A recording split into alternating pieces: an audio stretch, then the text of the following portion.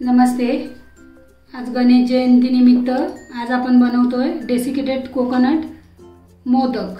त्याच्यासाठी लागणारे साहित्य 2 वाट्या खोबऱ्याचा किस, डेसिकेटेड कोकोनट 2 वाट्या, अर्धी वाटी साखर, 1 वाटी दूध, अर्धी वाटी मिल्क पावडर आणि मोदकाचा साचा। गॅस लावते, थोडं खोबरं भाजून घेते। खोबरं आता भाजून घेते, हलकसच भाजायचं आहे, त्याचा कलर नाही चेंज करायचा आहे।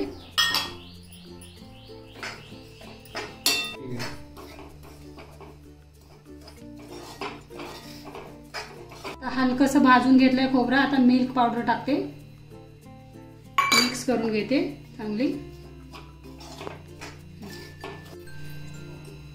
दूध घालून घेते,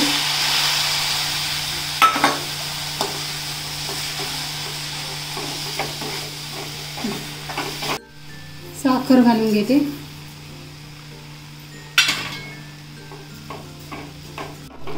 आता साखर टाकले। आता हे थोडंसं असं पातळ झालंय, ते एकदम सुकं करून घ्यायचं, त्याला एकदम कोरडं करून घ्यायचं। हे आता चांगलं सुकलंय, असा गोळा झालाय त्याचा। आता ताटात काढून घेते। हे थोडं आता थंड करून घेऊया आणि ह्या साच्याला तूप लावून घेऊया। तूप लावून घेते।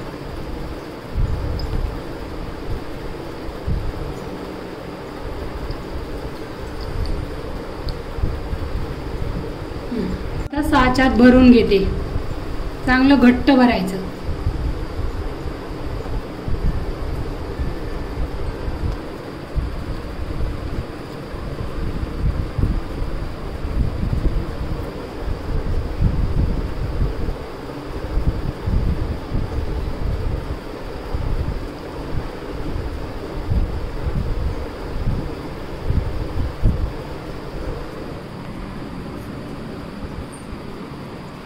आता असे सगळे करून घेते मोदक। आता हे आपले मोदक तयार आहेत।